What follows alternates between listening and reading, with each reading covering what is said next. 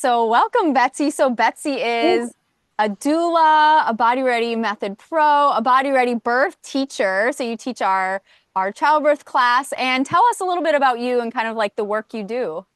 Yeah, so I've been a birth doula since 2016.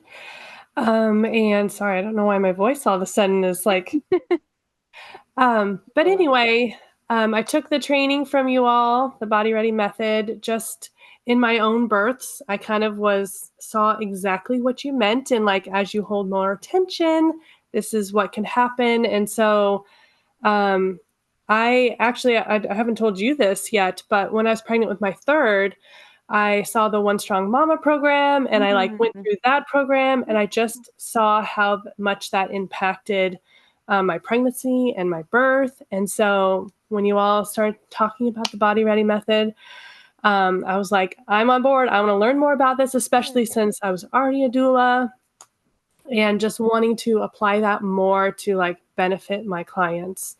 So yeah, I am a birth doula. I'm also actually a postpartum doula, and I just like doing it all. And I love teaching, especially as I hear more about what you're teaching and just the biomechanics behind birth. I just love empowering my clients with that same knowledge so that they can bring that to their birth and like really take more control of their own birth as they just know what more is in their control.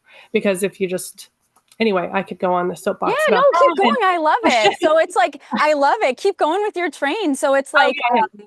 yeah, I love hearing about like your clients. So just bringing, so you're talking about just bringing them kind of this sense of awareness, deeper awareness in their body and Mm-hmm. their spirit and their Yes. physiology. And I feel like for me, like when I was learning all this stuff myself, it was like, it just makes you feel more like aware in your body and embodied Mhm. in what you do, which is so important for birth, but it's just so important for life to feel good in your body, right? And to feel Mhm. like aware of its movements and the ways we want to carry it through our lives and let us do the things we want to do. So today we're talking about you go to a lot of births, which is really fun because we can kind of look at kind of what goes on in a birth through a different lens when we have an awareness of like, oh, why are they reaching their arms up like that? Or why are they going up onto their tippy toes? Or why is this person,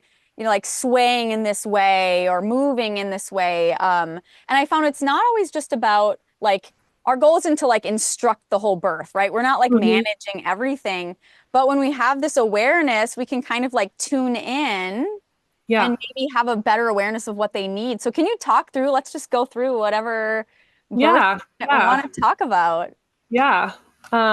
Exactly. Kind of to finish what I was thinking, Yeah. society and what we hear and see about birth just doesn't paint the picture that Mm. how important our bodies are to the birth process. And so just teaching my clients that. So we teach so I work with two other doulas that live in the same city as I do. And so we teach group classes to our clients and we teach some of the same information like prenatally, but we also Mhm. say we're going to be there at the birth so you don't have Right. to stress about it. We just want you to be aware and practice some of these movements ahead of time so that they're more accessible when birth comes and when we suggest it. And like you said, it's not like we're dictating how birth goes, but like, let's try this because maybe you're just tense. So, Right. um, yeah, there was a birth that I had recently. She, a first time mom, and after her due date came and went, she was pretty patient, but her doctor said, let's schedule an induction at your 41-week Yeah. date. Very standard. And Yeah. right. And her doctor was like, you're already 3 centimeters dilated, so I'm sure you'll give birth before then. But most first time moms go to 41 weeks or plus, even if Yeah. they're already 3 centimeters. So Right. of course my client didn't know that. And like I talked back and forth with her like the days leading up to it, but she decided to go for the induction anyway, Right. which is totally fine. I mean, she was at the point where she was like mentally ready, and her husband was mentally ready, and just there's a whole bunch of factors that go into it. Right. Of course. And so, of course, I was supporting her on board, just like preparing her for whatever might happen, or just like assisting in the best way possible. So like she was already in a great position. She was already really effaced, 80%. She's already 3 centimeters dilated going into the birth. So she was feeling good. And so I know there are some doulas. I do kind of take the approach of like, I don't need to be at the hospital like right when you start the induction, but there are so many decisions made when That's they're really already at the true. hospital. Yeah. And like just being in there physically seeing how they're laboring, and how intense. So I kind of maybe join them faster than other doulas might, just because I want to take a hands-on, hands-off approach Right. I get it. to Yeah. labor. For Like sure. maybe more like I can be in tuned, and just make suggestions. So she started just a low dose of pitocin to start her labor, and that's all it was. And she was, as I was having the conversation with her, I was just saying, just be upright, moving around. This is before I got there. And then when the intensity of contractions gone up a little bit more, we are still texting back and forth. And I suggested, I'm like, why don't you try the standing psoas release? Because I just thought that would be a great tool to use in the moment. It'd be a great tool. As you have said many times, it just triggers your like, what's the word I'm looking for? Maybe it's Now like the nervous system down Yes, regulation, nervous right? yes, Yeah. nervous system. That's the word I couldn't yes. It just triggers your nervous system to help you, like, relax and downregulate. Exactly. So I suggested that while I was still at home. But, like, I wanted to talk about this birth because it is a great birth to talk about, and it is an induction that actually went really well because she started already at a good place, and because she was just so coachable and open to my Mm. suggestions and doing the movements that I suggested once I got there. So like she checked in at the hospital at 8 a.m. I got there, well, I guess it wasn't until 1, but we were talking back and forth before that. Right. So she was walking the halls, doing the psoas release. I suggested that she do the glute scoot, and that's a tool that I had taught her previously, but she didn't actually do it until I got there because, like, It's even though you hard. teach Yeah. the tools, sometimes they just either need you there to like encourage them and walk that road with them a little bit more, and just be there to like affirm that they're doing it right and all of that. So Sure. I think that's one of the reasons why she didn't do the glute scoot until I got there, but that's totally fine. Yeah. Um, so let's see. I'm looking at my notes to see what I wanted Yeah, to well, talk about. let's talk through that beginning. I think it's cool for doulas and other birth workers to consider, like, how do we support induction, especially at the beginning? So if your Mhm, client chooses an induction for whatever reason, like that's a valid choice that people can make. How do we support the physiology there? Because a lot of times we think, okay, either I'm saying no to everything and I'm like, or it's like I'm saying yes to everything. And there's this mhm, beautiful space in the middle where you're like, we can have some medical things on board and we can still support this process more physiologically, right? mhm, So, and mhm, I love how you did that. So I too, if I'm going to an induction, I often will go at the beginning because people don't realize inductions take a while, right? And mhm, so mhm, I'll often go at the very beginning when they're kind of settling in. Sometimes they do it, of course, an overnight, like cervical yes. ripening thing. So I often are there at the beginning just to kind of get them tucked in and help them to have expectations of what's going to Mhm, be happening, helping them to know, like, what are some different things they might be offering or suggesting. Like the next thing, maybe they're going to ask to break your water or do something else. And maybe that's a yes, and here's the pros and cons of that. Or maybe we could consider some of these other options, like you mentioned, the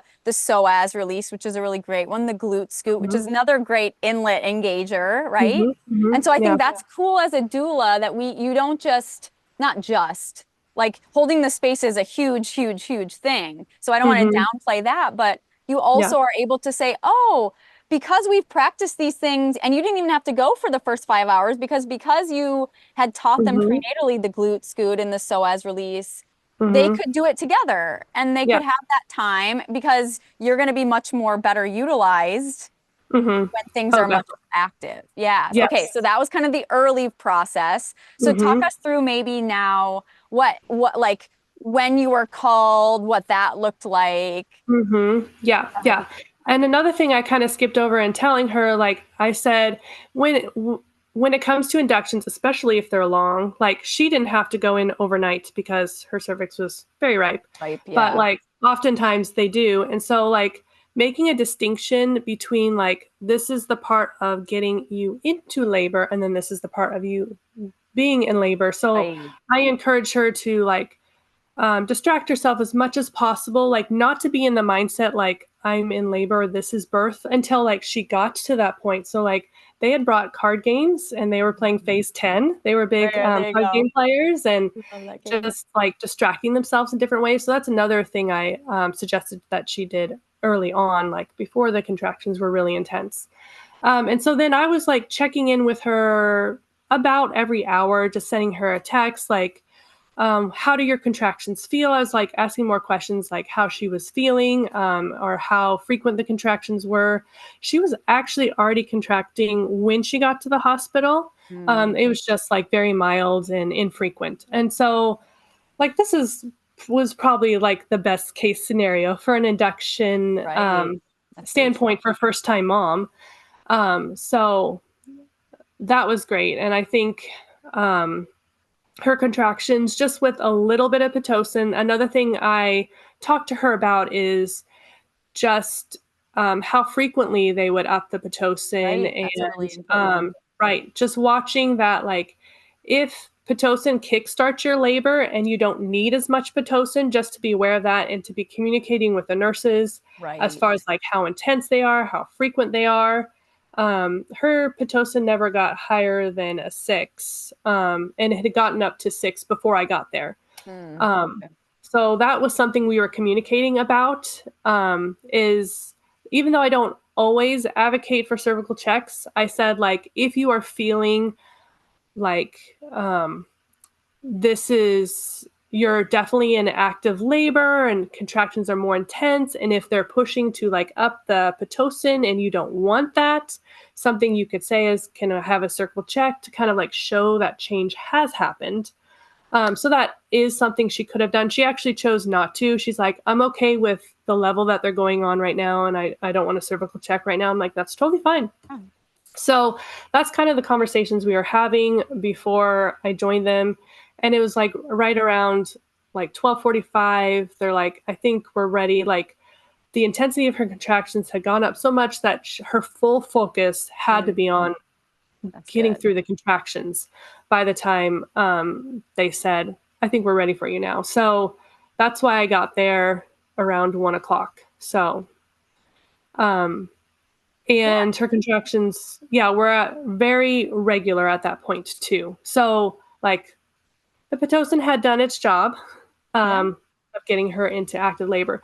But I think, like, me arriving when I did and when I got there, I think she was on her hands and knees.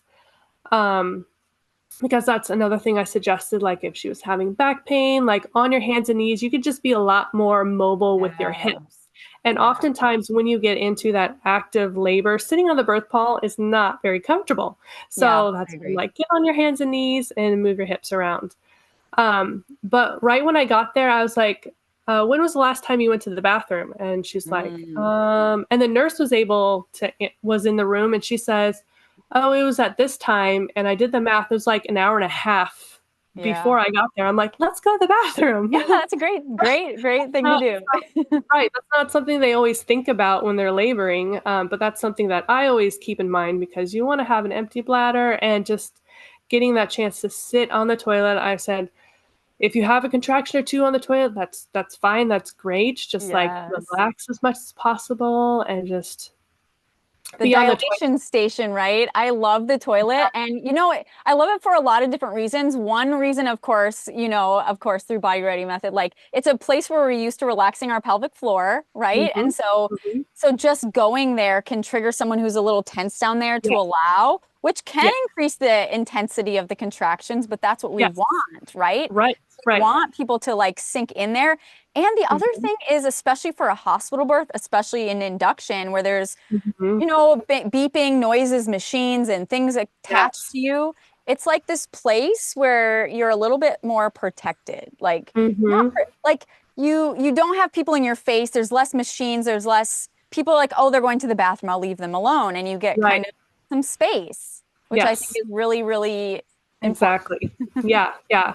And then after she got out of the bathroom, we did the standing psoas release again, because I could just tell she, like, since the contractions had increased in intensity, she had just gotten into like this tighter mental Mhm. space. So I Yeah. think the combination of me being there, her doula being there, and having the psoas release just helped her like relax and loosen up, and kind of it's a good reset Yeah. um, to bring to birth. So we did that, and then I was talking to her about doing the glute scoot. I had asked her if she had done it while I was gone, and she hadn't.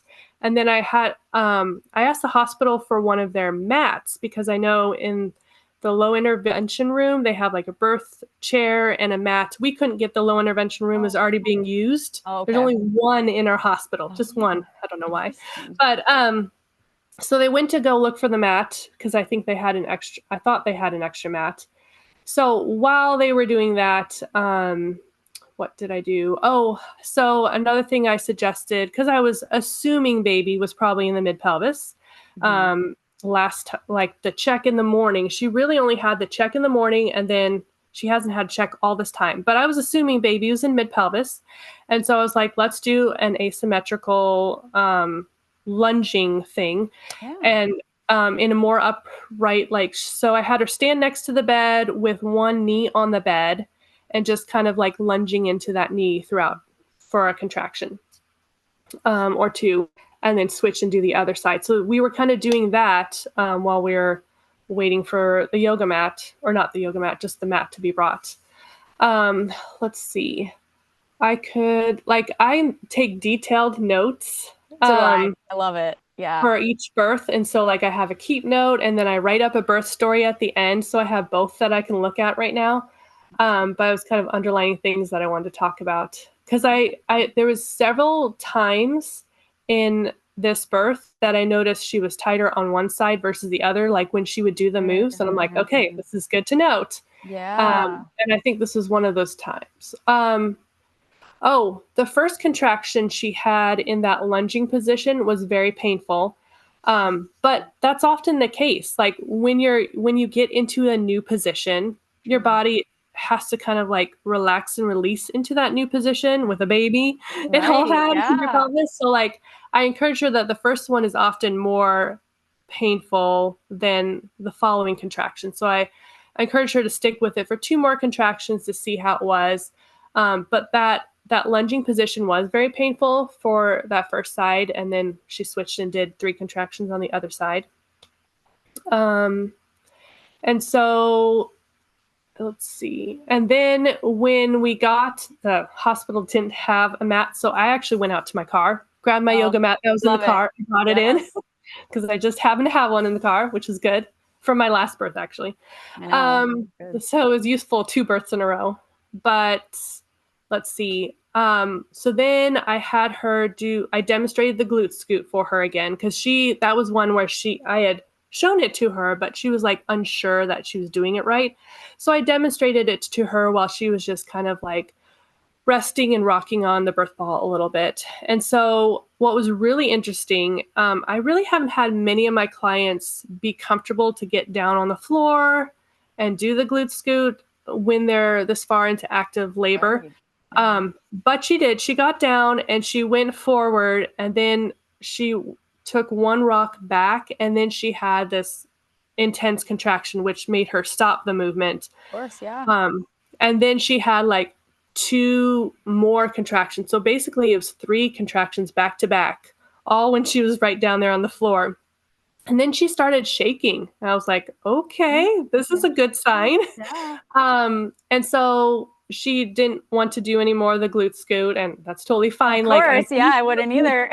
right. I think the glute scoot kind of did what it was going to do in that process of the little bit that she did do, and just kind of like encouraging Get baby baby to down. Yeah. shimming baby down into the pelvis a little bit. So that was great.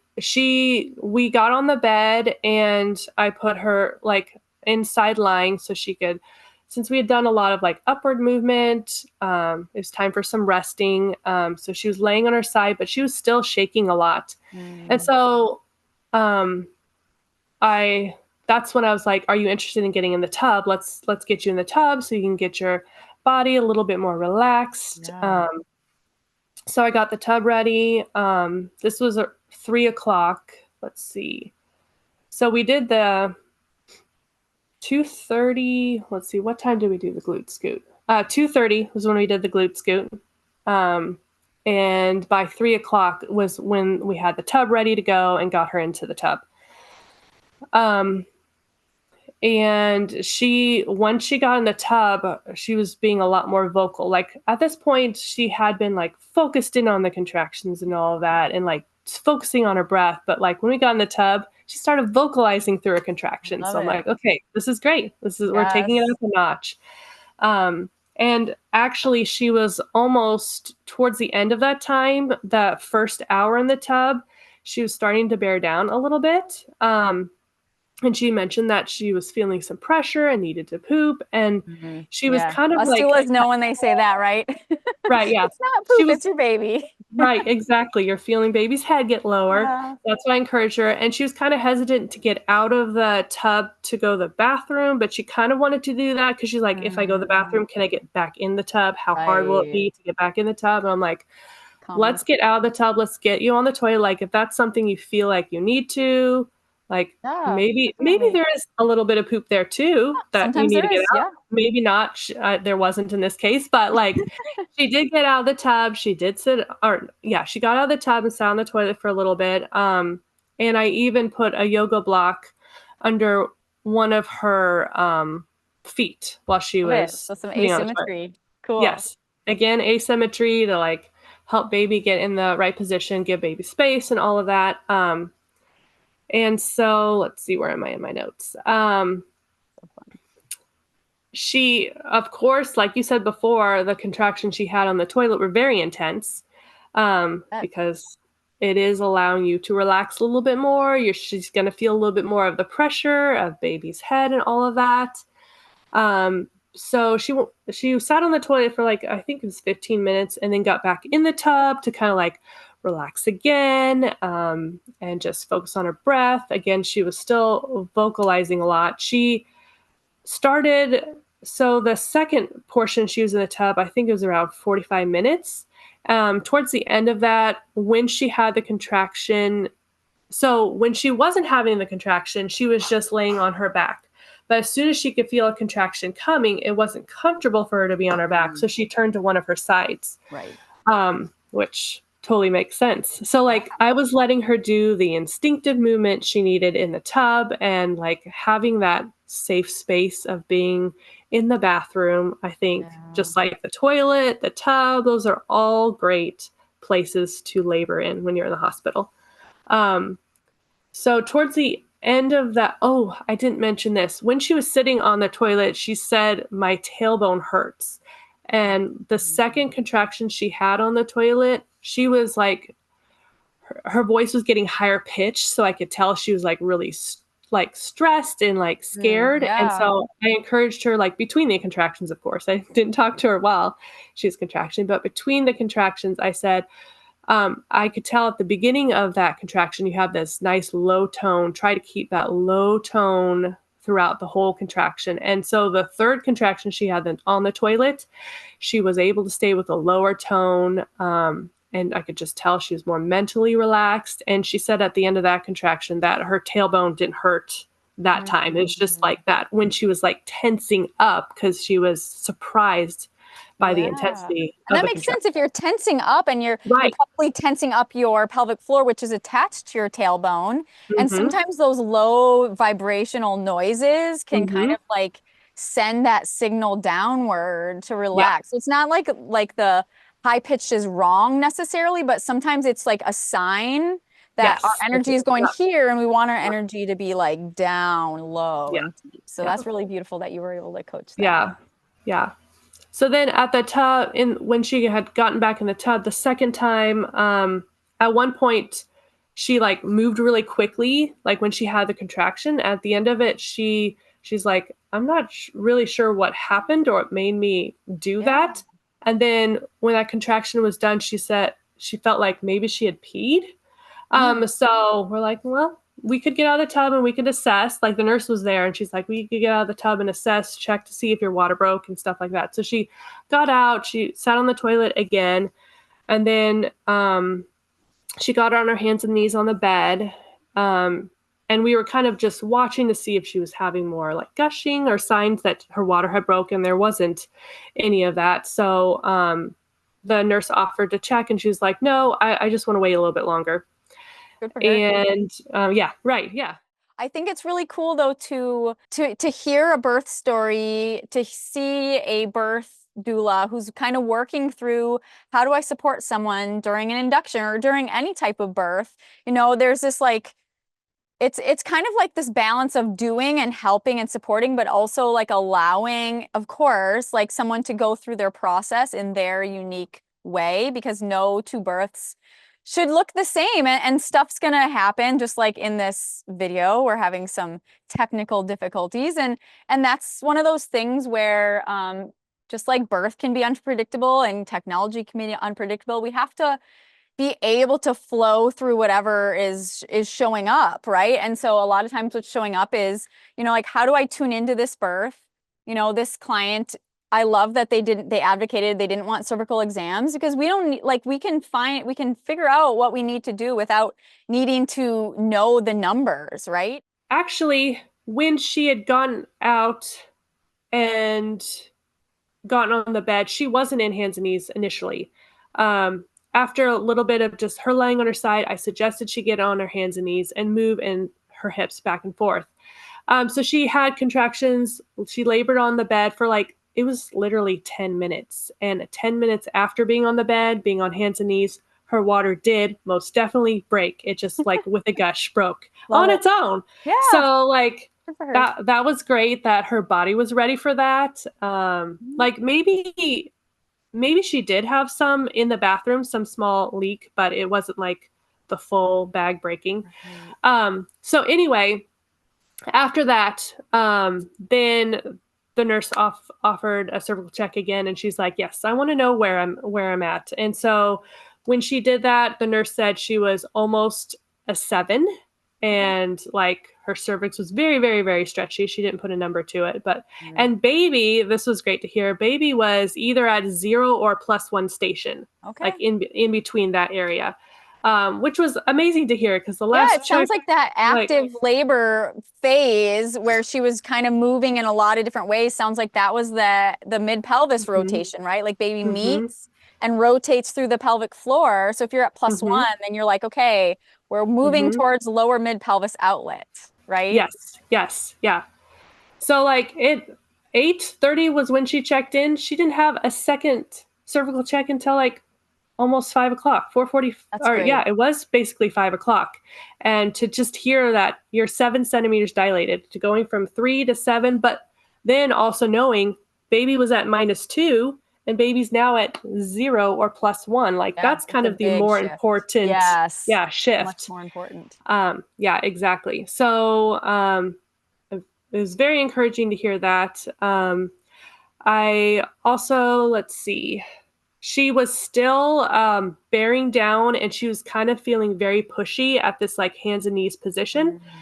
Mm. Um, so, I mean, that is good, but like if baby's not quite ready or your body's not quite fully dilated, maybe just being in that upright hands and knees, putting so much pressure just could cause, I don't know, your cervix to swell or like it for a first time mom, like who's Yeah, so never she done had it a before. premature urge to push, you're saying. Right. So she was 7 Right. centimeters plus one Yes. and feeling Yes. pushy. But it wasn't like Right. super, super pushy, like can't not No. push, or was it just like a little, right, you Yeah, know? it was just like that at the peak of Okay. the contraction. So Mm. like we did stay hands and knees for a little bit, but then I suggested a different position. Just I mean, movement in labor is Yeah, great for one, and then two, maybe not something that's so gravity intense for a little bit to just take a little bit of that extra pushiness away might have been good for her too.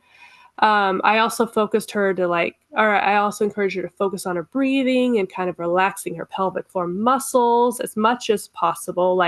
But I said, do what you've if your body feels like it's taking over, don't be scared of that either. right, exactly. Yeah. That just means your body is doing the work that it needs to do at this time. So, um, and I clarified with her that she was feeling that pressure just at the peak, not the entire time, not in between the contractions. It was just very much at the peak where she felt like she needed to poop. Yeah, Again, it makes that sense poop with a plus feeling. one probably So, baby that they're gonna yeah, feel a lot of pressure in their yeah, rectum because baby is yeah. low, they are right there. Mm-hmm. So you're gonna Mm-hmm. feel, yeah. Yes. Yeah. So I said, after a little bit on hands and knees, I said, let's go to the bathroom again because I'm a big proponent of like the dilation station and just Right. getting alone there.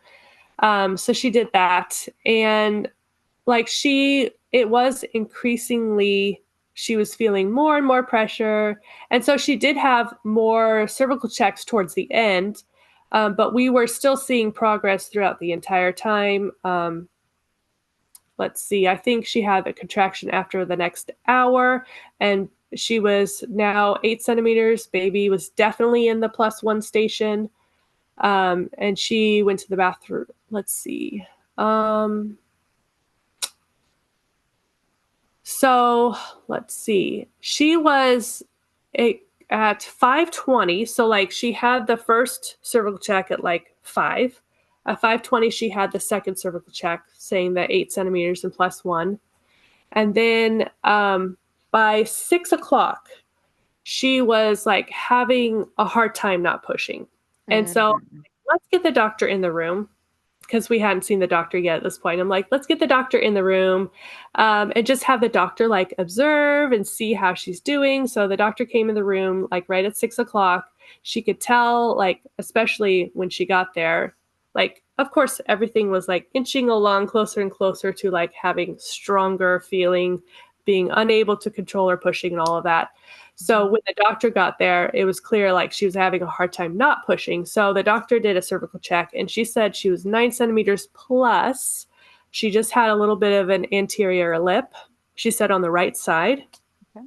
And so this is something I want to hear you on. Like if Oh, you hear okay. like there's an anterior lip on the and particularly on the right side, like what would you suggest?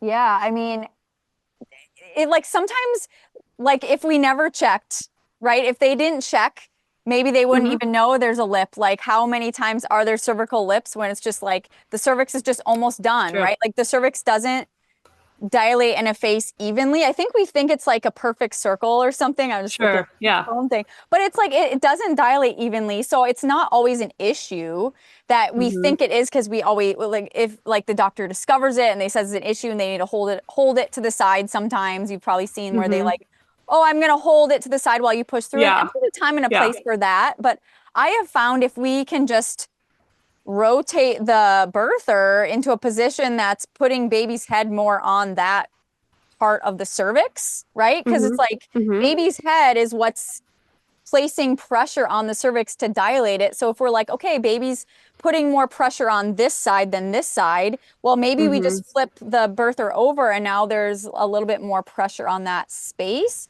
And it's Mm-hmm. interesting that you said, I'm just thinking on the fly, but like it's interesting how you noted earlier in her birthing process that she had an easier time shifting to one side than the other. And so Mm-hmm. this is just a theory, but like maybe if there's a little more tension, we need some research. But Mm-hmm. if there's Mm-hmm. more tension on one side than the other, then that side's going to Mm-hmm. be a side where prenatally, we could say, oh, we have a harder time shifting into that side. So that would mean if there, of course, I have a pelvis, of course I'm going to use it, right? But it's like if we're more shifted and having a hard time opening up one side, maybe prenatally Mm-hmm. that side needs more internal hip rotation, or maybe it needs more external hip rotation, right? It depends where that Mm-hmm. tension is. But like that's what I would think prenatally during the birth. Maybe we think, okay, like again, maybe we just have to. Maybe it's as simple as you've been on your left side, let's go to your right side and just Yeah. rest there. Yeah. So Yeah. that's my thought. I Yeah. don't know. Yeah, no, it was like earlier, it was her right side that she was having the harder time doing these movements. So, like, that Mhm. tracks. Like, her right Yeah, side it's was super more intense interesting. and just having a harder time opening up. So, we did have her lay on her right side for a little bit during that time. Um, not, not too long because I also suggested hands and knees because that's also another great position because you can move your hips Right. around Absolutely. a little bit since when the nurse and the OB checked her, like maybe it was just the OB. When the OB checked her, she said that she had a little bit, her cervical lip was a little bit swollen too. Um, and so I also suggested that she just get in the puppy pose just to take the baby's pressure off the cervix a little bit. And then right after we did that, we did the side lying release. Yeah, that's Um, another one I was gonna say. and yeah, yeah, because I was like, let's just like stretch out and try to release these muscles as much as possible.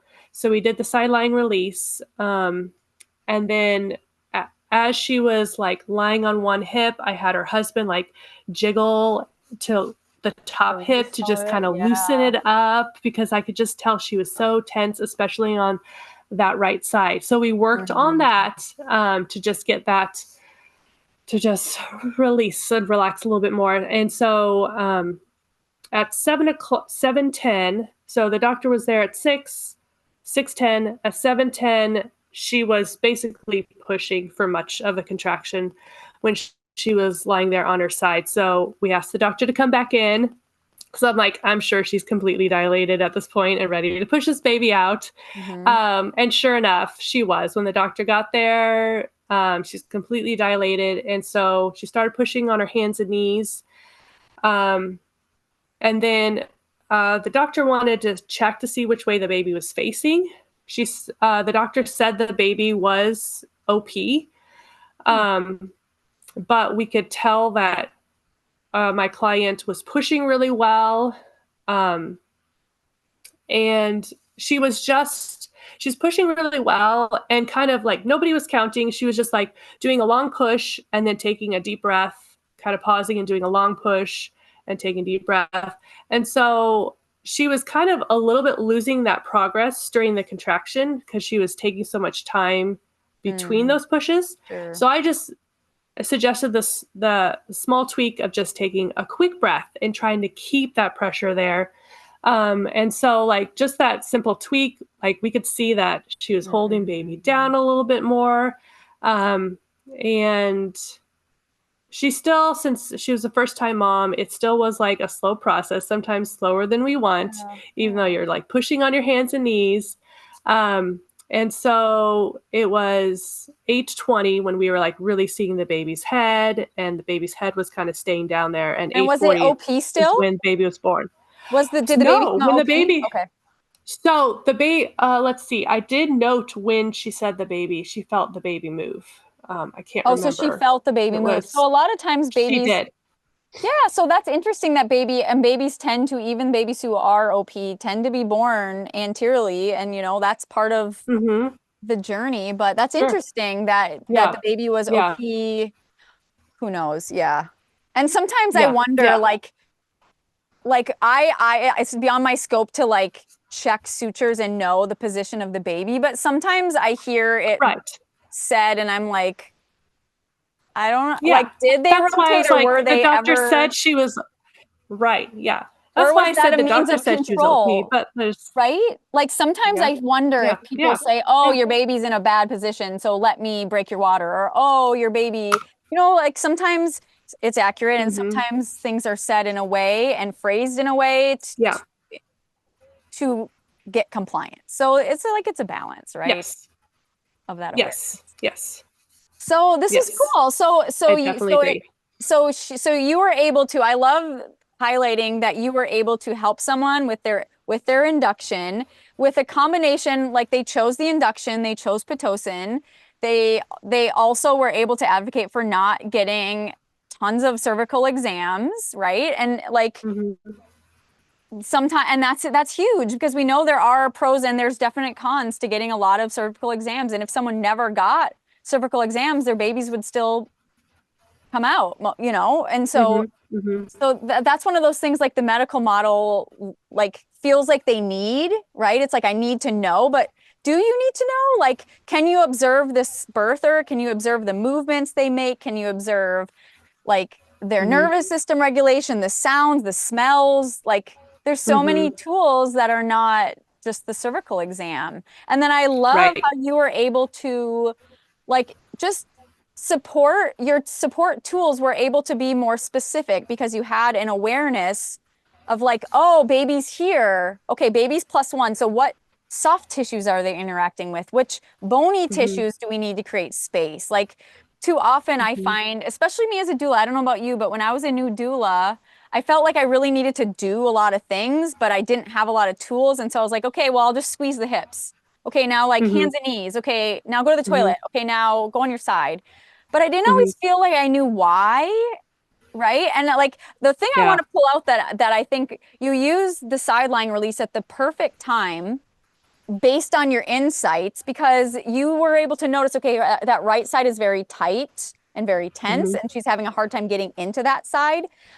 Hmm. And what does the sideline release do? Those of you who know the sideline release, Dr. Carol Phillips was the originator of this technique. She's one of our faculty this year. And what does it do? Is it's this extreme release to these tissues here, right? If this stuff is tight, and Hmm. now we're having a lip on that side. Like, how can we open up this space? And so when you drop that leg down, oh, this one's not very fluffy. As you drop that leg down, it's opening up all those external rotators. And now that baby Hmm. has more space, right? Like babies are Hmm. wise. They want to find the space. But if Yeah. there's like compression and tension, sometimes they're just like, I'll go the other way, right? Like I'll just go where there's space. Um, Hmm. so yeah, that's really beautiful. So this was amazing, Betsy. So I want to tell everyone, and then I want to hear from you. So today is the last day to register for the Body Ready Method Pro training. So if any of you are like, I want to have these tools that Betsy has, I want a deeper awareness into this physiological process. Sign up. We have a link in our bio. Of course, today's the last day. We start in a few weeks in September. And Hmm. Betsy, I just want to hear from you. Like, how has Body Ready method kind of added to your practice as a doula? Because you were a doula for quite a while before you took the training. Yeah. Yeah. Yeah, definitely. Yeah, I was a doula for several years, then took a little bit of break to have my third and fourth kid. But like getting back into the birth world, I got back into it in 2023, and I took the Body Ready method as like kind of like that um like re re-educating myself, but Yeah. then I just learned so much more, and I felt I had like a deeper awareness of like what the body was doing during Mm. birth and like how important the months leading up to your birth, like just looking at your alignment and your posture and how like tension because of your daily life, how that does play out in birth. And so if you can go back and like work on your body prenatally, make sure you're balanced, make sure that you have like good supple muscles, then birth is going to be go much easier. So like taking the body ready method in the 2022-2023 cohort brought me back into the birth world. And then last year I took the body ready birth teacher training program so that I could teach my Yeah. clients. So I'm so excited to be teaching that now. And then I'm taking this cohort of the body ready method again. And I'm so excited because like you said, you've like taken more Of videos. course. Always improving, always Yes, always updating, always improving. So I'm growing. like, yes, I need to be continuing to learn so that I'm bringing the best to my clients. So, yeah. Oh, I love that. It's so fun. I am a lifelong learner as well. Like knowledge is power and it just brings so much more fun to our profession to have this like deeper Yes. awareness. So if Hmm. you are all not following Betsy, go check out Betsy. She has a really good Instagram page, and I think you teach virtually as well. So you don't have to Yes. be Yeah. local to Betsy to learn from her. I highly recommend you Hmm. check out her work. You can check out all the Body Ready Birth teachers. We have them all over the world as well. So you can go on our website and you can check out that. If you're a family, it's really fun to work with your partner and have them practice the moves, right? Because you don't want the first time your partner like touches your sacrum is at birth because like they've never done it Yeah. before. And so just having a beautiful like practice together prenatally is just next level. Hmm. So thank Hmm. you, Betsy, for all you do. And we Yeah. look forward to seeing you again this year in the training. Yeah. Thank you.